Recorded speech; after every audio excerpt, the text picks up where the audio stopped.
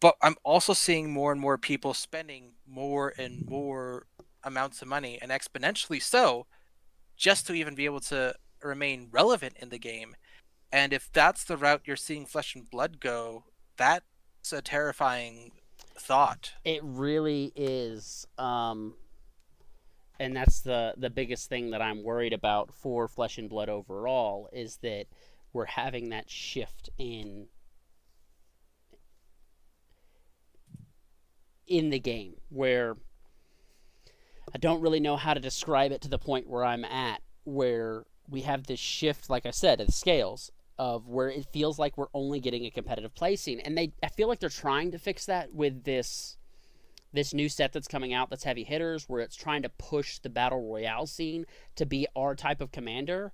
But commander is such a unique format for Magic, right? For Yeah, Magic, that I don't think trying to make a commander for Flesh and Blood is the correct route to go. We're such a different yeah, type of game style that, yeah, commander is cool and all, and trying to have some type similar to that where it's a battle royale is a fun thing in case I want to play with four of my friends and we can just all hash it out. That's also fun. But we're such a differently unique game yeah, that I can't say that doing what Magic does would be the same route for us. Where I've literally asked a lot of people that I know who have sold their collections and walked away from the game. I'm like, hey, if PVE came out, would you come back? And they're like, I'd buy a deck. I'd spend. They literally like, I'd drop $500 tomorrow and buy a deck to play.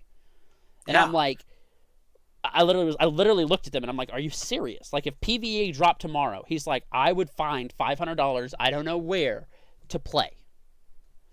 I'm like, but you realize that it was supposed to be like he's like, I would drop $500. He said, you're not getting it. And I was like, okay, jeez. And the same format, applies. I guess I would wager the question, if there was a format like that for Flesh and Blood, and I asked if you wanted to play, would you even be willing to pick up a Flesh and Blood deck, knowing how the game works, to sit down and play? Yeah. I one thing, because I am a huge game player, I'll actually show you a lot of this right here with all of the different games that I've got. But with playing all of the games that I have over the course of my life, I feel that any strategy, um any lessons that I learn from losing games or winning games only makes me overall a better game player, and not only a more respectable opponent, win or lose, but also helps me to be able to have more fun and help other people have more fun. And so learning new games, playing a wide variety of games allows me to experience new things that in some cases I can actually take into other games. Like for instance, there are some aspects of Yu-Gi-Oh, even though it's like apples to oranges, there's still some things that you can learn about being able to conserve certain resources and like taking hits so you can be able to give a bigger hit back for Magic. And so I would absolutely want to do that. And I think that a lot of people are willing to spend that amount of money because if there's something that's specifically more casual, people in large respects crave connection, and they crave connection with things that they can use as a central medium or a central catalyst to help build additional connections.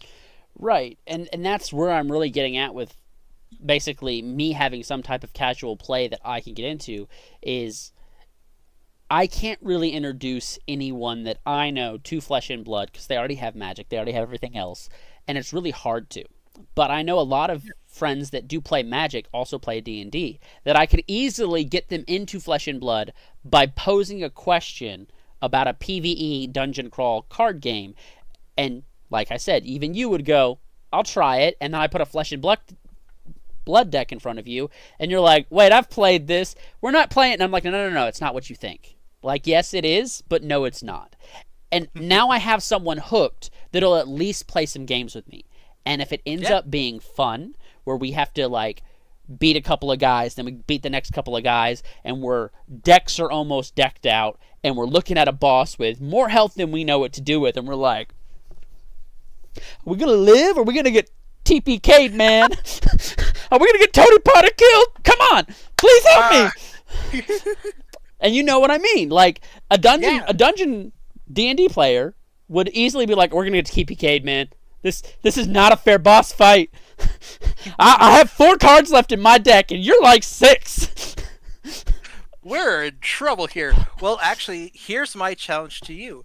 If you come up with your own like custom variant of that, I would be willing absolutely to buy Flesh and Blood cards for a deck for myself to be able to play test that with you, like through Discord or whatnot, because I think that would be a fun thing to do, and it's a new thing that I don't have to buy everything for. I can just have this group of people that I can get to know more because we all play this game that we love and share.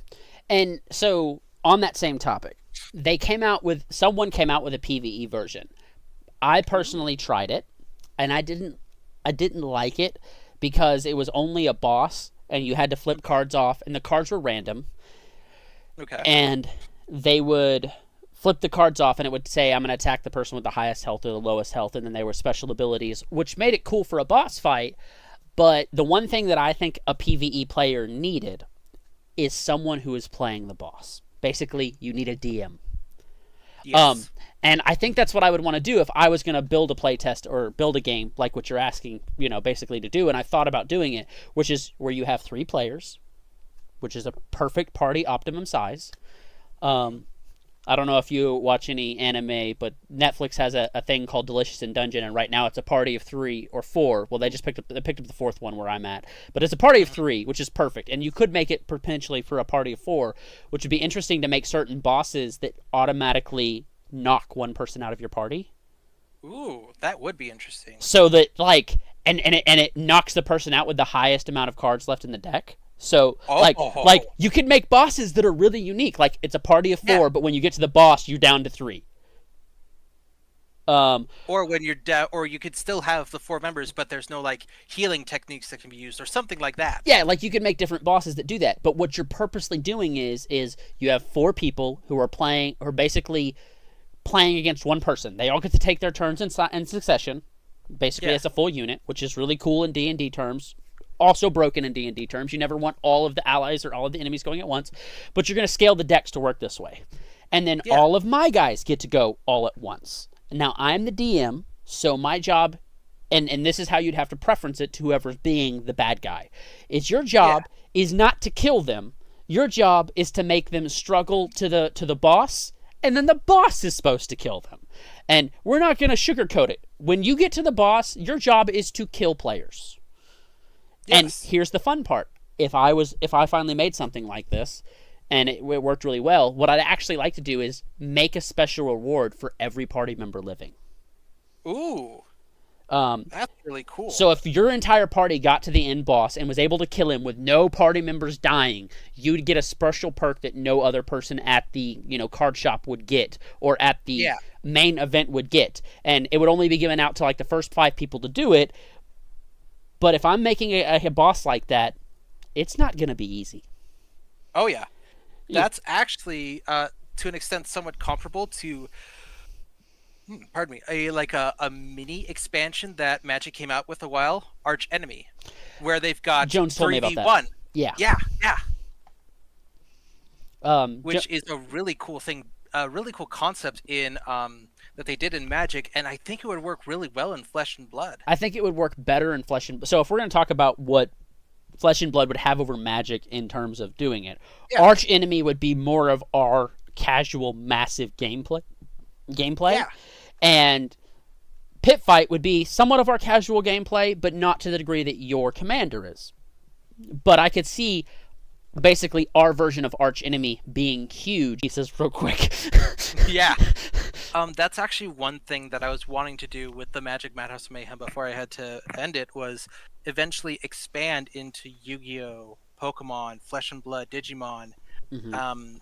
and potentially other games, and be able to have fun events where they're like, we still hold to the main rules, but then we add something to it. We change it around a little, like the like that casual event that I was talking about, where you can pick either 1 or 2 tribes or certain set of creatures that you can use. Or there was an event that we did where the pre-made decks where it's like, yeah, you typically the same still of rules of Magic still apply, but you only have Black Lotuses and Plague Rats to work with. Good luck. And it's like actually stirs more interest because people are already wary of TCGs because they can be very expensive to get into. Looking at you, Magic the Gathering, but having either a pre-made thing that people can just pick up and play, and they don't necessarily need to buy anything else for, or having just one thing for them to get, like just one deck, and then that's it. That's what they play with their team for the rest of the event or the rest of the the campaign. Yep. That is presents to people a much lower entry cost that is also appealing because it's in a casual setting. It's okay to mess up. It's okay to make mistakes because you're not in a competitive environment where one mistake will cost you all the money that you spent and you get maybe a pack as a prize, but then you've just wasted all that money because you didn't get past the initial wave. Could you imagine though? Like we're talking about specific type of gameplay like you're talking about, but for Flesh and Blood having a PvE form content that's easy to get into, could you imagine that there's a in your deck you lose one life for, or like every majestic in your deck you lose a life for, like graveyard or deck, like if every majestic that is in your entire deck, shuffled or not, like you have to go through and figure out how many there are, and it's like, all right, you lose that much life. So there's like, it'd be fun ways to like penalize certain people who are building decks to the maximum, and Yeah, reward new players, and everyone's like, well, that's broken, man, he killed everybody. And it's like yeah, the boss only has 5 health because it's meant for someone who doesn't went and bought a starter deck that has no good cards in the deck and was yeah, able to succeed. And everyone's like, well, that's broken. It's like, it doesn't matter that it's broken. It's meant to be fun. And yes, it's yeah, meant to be broken, but it's meant to see that sometimes when you see a boss in D&D, you shouldn't be fighting it. yeah.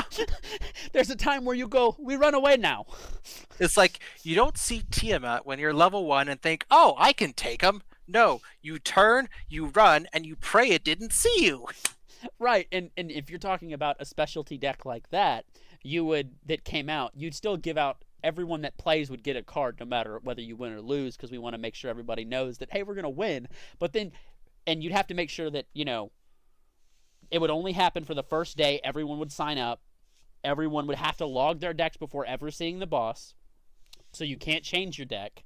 And if Yeah. anyone does happen to win, they get a really unique card. And no one Oh gets yeah. to know that that's the special challenge. And it's like, why are they giving out? And for instance, there's what they call gold foil cards. So like, Hmm. if you have a party of 3, the first winning party to beat the boss gets 3 gold foil cards, which means each player Wow. would get 1 card. Yeah. But if you're talking about a boss like that where everyone's planning to ramp it and kill it, and the only people that win the event are the 3 people that go, oh, I don't have a deck, and they're like, we can give you a starter deck. And they're like, well, let's Yeah. play. We'll play the starter deck. And they somehow win, or one of them at least wins, which means they all get the prize. Yeah. And they're the only ones to win. Everyone would be flipping out. Like, it would be so much fun. Oh yeah. Like there was an event a while ago. I don't remember if it was one of ours or one of the stores, but there was like one of the newer players of Magic who had won the tournament, and everyone just completely lost their minds. Like everyone was ecstatic because it's like, yes, this is what we want to see. We want to see fun events that anyone can get into. It's why I love drafting in Magic so much because it takes a lot of the, oh, I'm getting the most powerful cards. You've got a lot of bulk and bad cards to work with, cards that aren't the greatest. See what you can do with it, and it helps even out the playing field to the point where anyone realistically could win. And that's what I think is the greatest to get players into the game in general. I'm new to the game. I'm experienced at it because I've practiced so much. Like that is also a big cost point of entry that people honestly sometimes don't want to do is they don't want to invest money and time into something they want in many cases, and honestly this is true for me as well. I'd like to be able to just pick something up, maybe spend a little time learning it, and then go. Well, and that's what's really fun about almost any card game, and I learned a lot really recently. One of my cousins came into town, wanted to play some Magic, or not Magic, Flesh and Blood, and so we sat down and played. Teaching her the game was a really eye-opening thing because my decks are super simple, but the piloting errors that can be made are super complex. Like, it's Oh, simply just, play the cards. But the problem is playing the cards in the right order, and how the triggers work, and also how you need to fire things is where the deck gets its complexity. The deck, if I showed it to most players that have played for a while, they'll understand what the deck's mostly doing. But even then, I've played against other people who have known what the deck wants to do, but still doesn't pilot it to its full potential. They pilot yeah, it right around here, where I'm like, you should have taken everything I threw at you last turn. And they're like, well, my hand's... And I'm like, no, I can't even see your hand. I know you should have taken every point of damage I dealt last turn. Well, you dealt 12 points of damage. You still should have taken it. I know the deck, and I could tell you, no matter what hand you have, you shouldn't have blocked, because I saw the 2 cards that you blocked with, you shouldn't have blocked. And they're like, well, I would have taken 12 points of damage. And I'm like, yeah, you would have played 1 card, and then you would have arsenaled one of those cards, creating 3 Seismic Surge, which means you could have then baited me out of my next turn, potentially. And as long as you could have lived through that turn, which would have been very easy to do most times with the deck that I have, you easily could have immediately gone, yeah, here's 14 points of damage. Here's now other 8 points of damage, and now I'm on the back foot. Because yeah, now I'm having to sit there and block like an animal. Some of my decks are so niche that it's like, yeah, I'm going to take that. That's going to put you at 1 hit point. I don't care. I know you can't do special or damage to do just 1 point of damage some way. I know your deck well enough. So I'm going to go down to 1 hit point, and you're going to lose because of it. Like, that's how some of my decks work. And a lot of them go down to 1 health, and I'm like, health is a resource. yeah. And it's really The hard to teach people that, and it's also hard to explain that. Yep, the only life point that matters is the last one. And that took I learned that very early on in Flesh and Blood. I'm like, life is a resource. Like, I use life, like, I'm like, I'll take it. And they're like, you're going to lose. And I'm like, you lose. Like, I've done that so many times to other players. And I had a friend that he's like, why do you keep beating me? And I'm like, life is a resource.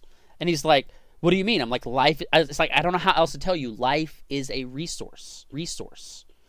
If as long as you have a hit point, you're still in the game. And if I Yeah, have to take on turn 1 19 points of damage to then dish out a death blow to you, it doesn't matter. Like, why stop it if I know I can kill you next turn no matter what? 19 points, who cares? Because I play a lot of Blitz, which is 19 health points, and then CC is 40. So, but and that's the big thing about casual versus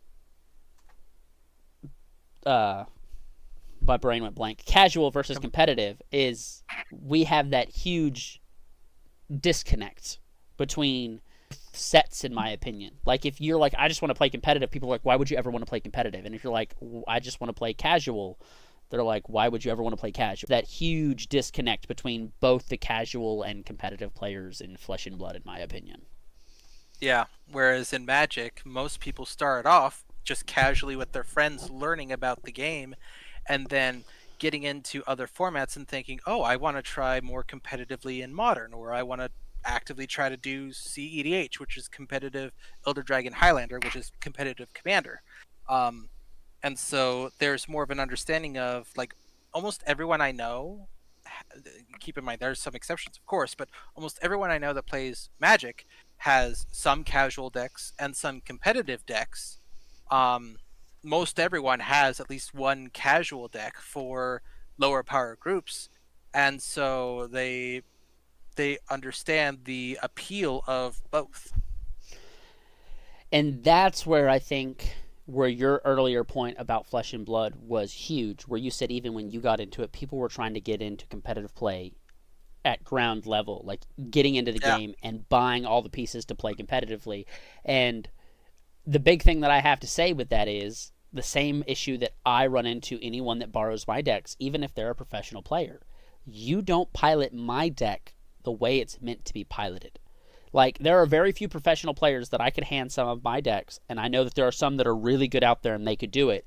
But I'm saying even most professional players, I'm not talking about the elite of professional, I'm talking about just Yeah. professional players that have placed well in tournaments, would still Yeah. not know how to pilot my deck to the degree that I know how to pilot my deck, Yeah. and would not make judgment calls where I would make other judgment calls. Like, I would go, I'm going to take all that damage, or no, I'm going to block with full hand here. And they're like, well, that's dumb in this instance. And I'm like, no, it's not, because I know what this hand is. This hand doesn't help me. It's worth just sinking this hand and redrawing up and letting you throw at me next turn. Like, it's the pilot errors that are had, because sometimes wasting a whole hand in Flesh and Blood to go, I'm going to block all of that, and then I'll pass turn back to you, you can do it again, is needed. And other times it's not. And it's finding those really crucial moments in the game where you know you can and can't do those things, and making a judgment call where most people would think you're insane. They're like, well, you could have blocked with 2 cards and then just hit for 8. And I'm like, the hand that I have isn't good enough to even keep any of it. So Yeah. and it happens. Like, I've played enough games where I've even seen other decks that I've had where I'm like, this is a blocking hand. Like, I'm like, I've played enough games to know that this is a blocking hand, and you've probably seen enough Magic where you're like, that has to get countered. I can't Yeah. let that hit the field. Oh, absolutely. Like, Even if they're not in a winning state, right? You're just like, that can't hit the field. yeah, like one card that I always try to make sure I've got a counterspell for. Very few people run it, but when I know someone does run it, I am always on guard and always like, oh no, is a card called Armageddon. Destroy all lands. And lands are the lifeblood of Magic. If you don't have lands, with the exception of like a couple of decks are like, we don't run any lands in it, you're screwed. So one of the guys that I play with, he would say something like this. Now, he wouldn't say it for Magic, but this is what Jones would agree with him on. What we do to that type of deck is we have a lighter and gasoline, and that's what we do. I would agree. I would agree. And Jones would agree with you, because the only thing that Jones thinks is a horrible game of Magic is when someone destroys land. He says land destruction should have never existed, because most people will be like, oh, you needed that red? It's destroyed. It's like, well, now I might as well scoop, because now I haven't drawn a red, and I can't draw a red now, and I don't know when the next red's going to come, and so therefore I'm literally out of the game, even if it goes 12 more turns, most likely, because by the time I get that land, it's too late, and I'd have to have at least 6 turns to play all of the things that I need to play, and I'm going to be discarding what I need to play to be able just to have a hand. Like, yeah. So the only time when I see land destruction as a necessary evil is like, there's a card in Magic called Maze's End. It's a land, and if you have 10 or more gates on the field when you activate one of its effects, then you win the game. Like, targeted land destruction that deals with something like that. Or there's another card called Maze of Ith that you tap it, I believe it's Maze of Ith, and you can remove a creature from combat, basically allowing you to get attack triggers without having to worry about dealing combat damage to someone. Like, targeted removal like that, yes, I would say it's a necessary evil. But like mass land destruction, or just like going after someone's only red source when they haven't been able to draw any other red sources, it just feels scuzzy. It's like, let people have fun. Let their decks do what they do. Like, if you can win, then win. Don't drag it out. Don't make it horrible for another person. He needs a red to cast his commander to make his deck somewhat useful, and that's his only red that he drew, and he just played it. Yeah. And he passed turn, and you immediately go, destroy! Yeah, I have friends that have holes already dug for people like that, because people, like you said, it is not a fun thing. And when we're out playing at a card shop, we want to have fun. Let's be honest. Whether you're playing casually or you're playing competitively, your end goal is to have fun and potentially win if you're playing competitively. And if you're out having fun, you don't care. You just want to be with your friends, like you said. You want to get to know people better. You want to talk to people. You want to laugh. You want to have a good time. Yeah. At the end of the day. Now, exactly. If there's stuff on the line prize-wise, I completely get people wanting to be a little more competitive. And I get that, which is why I said anything that has a prize involved immediately becomes full competitive. Oh, yeah. 100% agree. You walk up to a commander pod, like you're saying, and you throw down 4 packs of whatever, whether that's collectors or normal packs, and you're like, whoever wins gets it all. It became competitive right there. Yeah. Whether they want to admit it or not, it is now Right? competitive. Yeah. One of the things that the Magic Madhouse of Mayhem was able to do to curb that a fair bit was it would be like a pack per win of one of the current standard sets, Mm-hmm. and then in we would have the additional prizes, like the really high end prizes, be part of a raffle. So it would be randomized who would get those better prizes, but the the prize for the main tournament would just be like just a regular pack per win, so everyone would still get something, and we'd even have like a pity pack, so there'd be less incentive to like, "Brrr!" and it Or would be rage quit and walk away because the exactly, raffle's still going to happen no matter what. exactly, and it helps provide a more welcoming environment for everyone because even if you lose, you still can win. Well, and on that same topic of really what the aim of the channel eventually is to do is to open up cards and give away cards. Like that's one of our end goals is to open boxes and give away, full boxes of everything, play sets, and just That's awesome. give cards back. And also on that topic of, causing a little bit of mayhem, is Jones buying a couple packs for his card shop, also filming it because it's content, and then walking up to Commander Pods and going, here's 4 collector packs onto the table. Winner takes it home. Just wins gets it. It is immediate cutthroat. So I've done that in the middle of a game before when I didn't even know what was going on. I just grabbed bought a pack, placed it in them, said winner gets it. I immediately saw it go from 0 to 1,000 like that. It was amazing. Like seeing the looks of on people's faces. It's so cool. And see, that's something that like we've kind of mentioned back and forth, but it would be more fun too if like I'm like, go find a random card shop you don't know, walk in, buy 2 collector packs, buy 4 collector packs, walk up to a commander pod that's playing if there's one playing, being like, hey guys, is it okay if I film? I want to look at the game and then post it on content, and then just drop be like, thanks for letting me film. Here's 4 commander, or here's 4 collectors packs of Strixhaven or whatever, just on the table in front of everybody. Just dropped. Oh yeah. And winner gets to take it home. All right, you guys, thanks for being good sports. Have a good day. And just watch all of them turn faces at the camera and be like, what? I thought I'd be nice. I'm giving somebody 4 packs. You're not being nice, man. So I have not while actively recording and filming, but I've done comparable things by like that before. I live for that kind of chaos because it's almost so palpable, and I just seeing friends turn into like, all right, we're gonna duke this out right now. It's hilarious. But then I've also done one where it's like, all right, the first person out gets it, and you cannot concede. That's like, oh, that makes really fun entertainment right there. It's like the first person out gets these packs. My Markov deck could do that. Markov That's deck. amazing. I'm gonna life kill myself. Yay!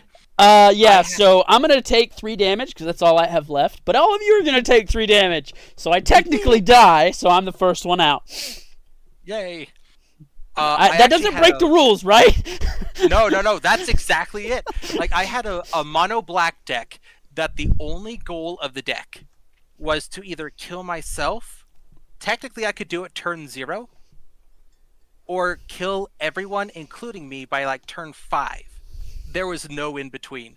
Either I lost or we all lost. And it was hilarious. Like, when I got that deck to go off, oh, let me tell you, the look on people's faces, priceless. It was amazing.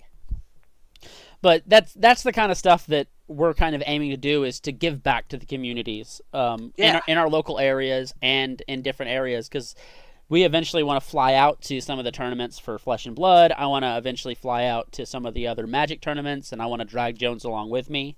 And then maybe we'll drag you for 1 or 2 of them if everything works out and everything goes I would love good. that. one thing I would really love to see you come down for would be the Magic Summit that happens yearly here. I'm planning on coming this year if everything works out financially. Nice. I do plan Yeah. on coming to the summit this year. I was debating on doing it last year. It's just things didn't work out the way that I wanted them to. Yeah. Because the channel's about a year old. We're doing our best to grow the channel. Hmm. And we need about 500 subscribers and 4,000 watch hours, which is not easy to do. I don't care what people say. People say that, oh, look, there's channels out there. And it's like channels pop off, or channels have certain people that are already somewhat big names inside the community itself, which grow easier. Yeah. But Hmm. starting from ground up, like we were, from nothing, like if you were to go all the way back to some of our videos, I have a corner with 2 boxes of Flesh and Blood, and it's bare walls, and that's how I started. Like, but when I originally started the channel, I told Jones, I just need to start filming. That way, I get into the process of filming. I can start learning how to do everything, rather than going, oh, let me learn how to do everything and then I'll film, because you'll never do that. Like, I don't care who says it. Most people never will learn how to do everything content wise and then start doing content. Just start content. Yeah. And Like so there's a lot of trial and error with what I did all throughout. It's a learning process, and sometimes it felt like the learning curve was a circle. I feel I never heard it explained that well, but it's true. Yeah. Like You get to the Twitch, top and then you immediately fall back to the bottom. like, no, there's something new I have to learn. Like Twitch, Facebook, Instagram, Twitter, all the social media sites, Discord, and it's like, And help. that's been one of my biggest problems is right now with is Discord. Is making sure that all of the sound stuff is constantly working. Because sometimes I get it working fine on the start of the stream, or I have to sit here and debug it. Like one of our guys who's really helpful that I love, and a shout out to him, who always comes in and is like, hey, I can't hear one person, which is what he's did. Like he couldn't hear you, and I'm sitting here on my end trying to get it fixed, and I think I finally got it fixed. But it's one of those things that like Discord is so, and everyone's like, oh, Discord's easy. And if you've been using Discord for over a year and a half, yeah, it's easy. But when you're brand new to Discord, it is so hard to get it constantly flowing the way you need it to flow to have good constant content. And I don't know how else to tell people that it's not easy to get off the ground. It's not fast and quick content wise. So Oh yeah. so I feel your pain. Just trying to start up anything is a lot of work. Oh yeah.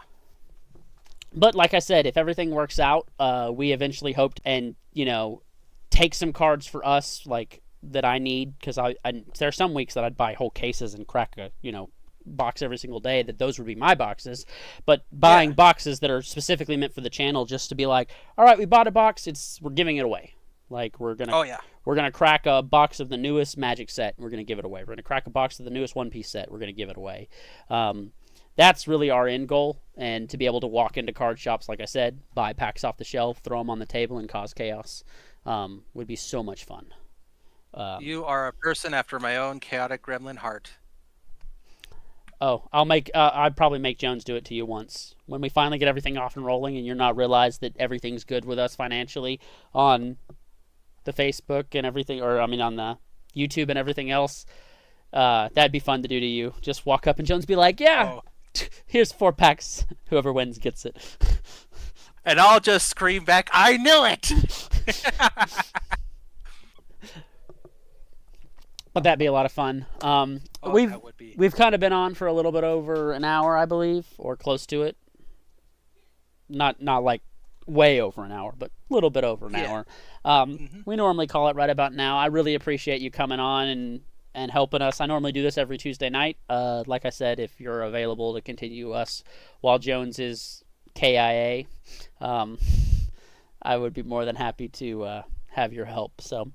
But absolutely, I'd love to. And even when he gets back, I'd love to have like a 3-person conversation about him. Like I definitely would love that too when he gets back. So we'll definitely have to plan something else out like that when he's back. I don't know when that's going to be, because he's working for money right now, and good for him, because we all need money. Right? Right? So, and he's getting paid quite well where he's at. So ooh, that's good. Hopefully everything pans out for him life-wise. Indeed. But thank you for being here. Thank you guys for being in the chat and helping out sound wise. We appreciate everybody wherever they are and however they helped out today. Thanks for coming. And